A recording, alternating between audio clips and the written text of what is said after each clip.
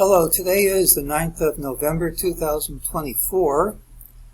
We'll go over we'll start with our disclaimer, go over our calls, make our predictions, and since it's the weekend, we'll take a look at the long-term picture and see how this huge rally has affected things.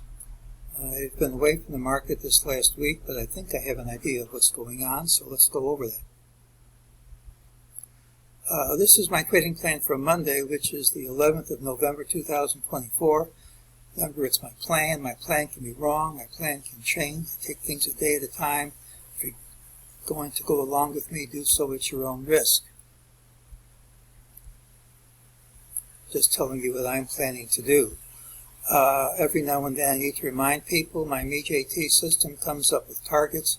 It doesn't say anything about the entries. It's one technical indicator, but it's not the only one I use.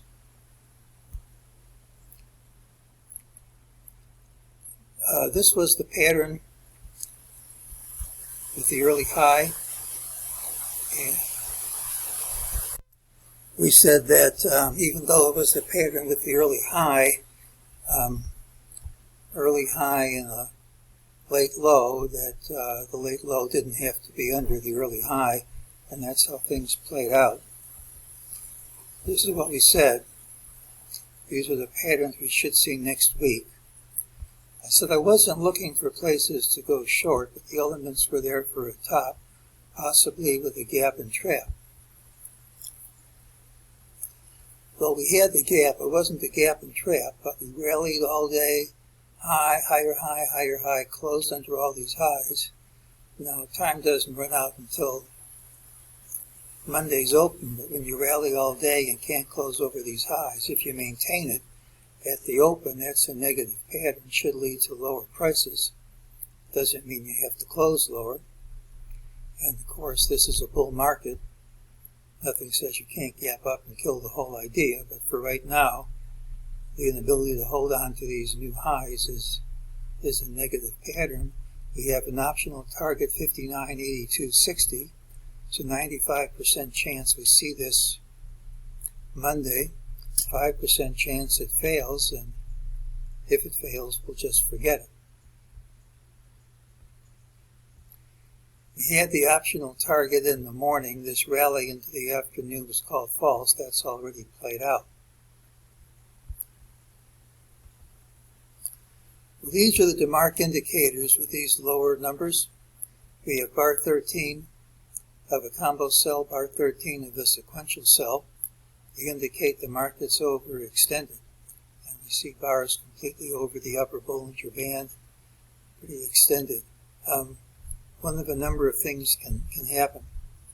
One is you correct in terms of price. That's possible. One is you correct in terms of time. You can get more overextended, or you can fail completely, and if this pattern fails, it tends to fail big time. And as we'll see, that's a distinct possibility here, regardless of what happens on Monday.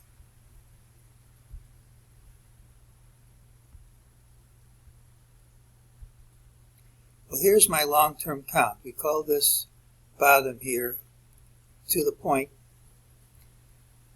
We look for, this looks like a generational low. In terms of the wave count, this is wave 1, this is wave 2, and we have this in the wave 3. Now, there are any number of ways to calculate the end of wave 3. You can use these things, but one way is to see if wave 2 ended here, and if wave 3 is 1.618 times wave 1. Well, if that's the right count, which we can't be positive about, and wave 3 is 1.618 times wave 1, which is common, we get this leg ending at 69.9787. Once again, this is a generational consolidation. Should be followed by a generation long rally. Well, here's 69.9787. If you take your Fibonacci grid and look at the prior consolidation, which is here, There's one grid in this color. Here's one grid in this color. You can see that this grid is a Fibonacci target of the prior consolidation, and this grid is a Fibonacci target of the prior consolidation. So we have balance of the waves just under 7,000 cash, if that's the right count. Now again, just because that works doesn't mean something else isn't going to work. But if we get a standard wave 3 relationship to wave 1, if that happens, we have a plausible target just under 7,000 for this leg.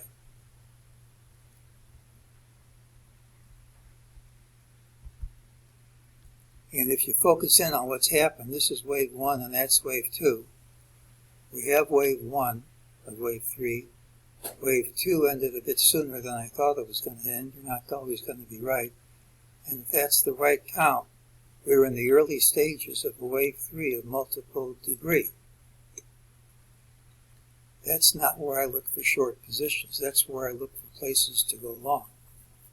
Now, can the count be wrong? Sure. I mean, any count can be wrong, but in general, the stronger the liftoff from the beginning of the wave, the stronger the whole wave.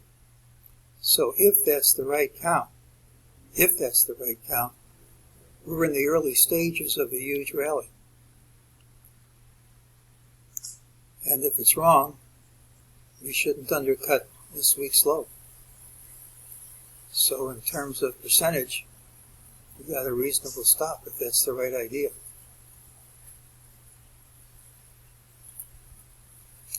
Well, Monday's pattern has the early high regardless of where we open. There's an optional lower target with a 95% chance of printing on Monday. We gapped up, hit a higher high, but closed under intraday highs, and if capitalized, if maintained at the open, this should lead to lower prices printing regardless of where we close. In addition, we have DeMark daily combo and sequential sell signals triggered, showing we're overbought. VIX has printed 3 bars under the lower Bollinger Band, showing excessive optimism. All this is compatible with a short-term pullback. And if we maintain the gap over Friday's highs, it makes the idea untradeable for me. My standard rule is you gap smartly in the undesired direction. This kills the trade before the open. But even if we don't do that, I'm not certain I want to short an environment like this one. I don't care if I miss a trade on the short side when my indicators are saying we're going much, much higher. Overbought indicators at the end of a long advance are bearish, but overbought indicators at the beginning of the move, which is what I'm calling this, they're bullish. And more overextended you get at the beginning of a bullish move, the bigger the move. If it happens at the end of a long advance, it means everybody wants in. All the Johnny-come-latelys want in. If you get overbought at the beginning of a move, it means nobody wants out. My wave count has us in the early stages of wave 3 of multiple degree higher. I'm not looking for short trades in such an environment. I think all surprises are going to be on the upside. And this leg has the potential to rally near 7,000 cash in this leg, if my count's correct. And again, if I'm wrong, then this isn't going to fall. So we're talking in percentage terms, not really a huge distance away. But I can't see this being reversed. I can't see this being over. And if I'm wrong about the long-term picture, I'm wrong. But this looks like the early stages of a huge rally to me. As far as Monday's concerned, we have an optional target favorite to print. I sure would like to get this 59.1384 target out of the way, and if it prints, there'll be support under it, and I'm going to go long. I don't know if it'll print or not. It's the pattern on Monday with the early high. This is, to my way of thinking, the early stages of a huge rally. The risk-reward ratio is terrific because I think we could rally 1,000 handles from here, possibly pretty much in a in a wave 3 fashion. And that's today's call.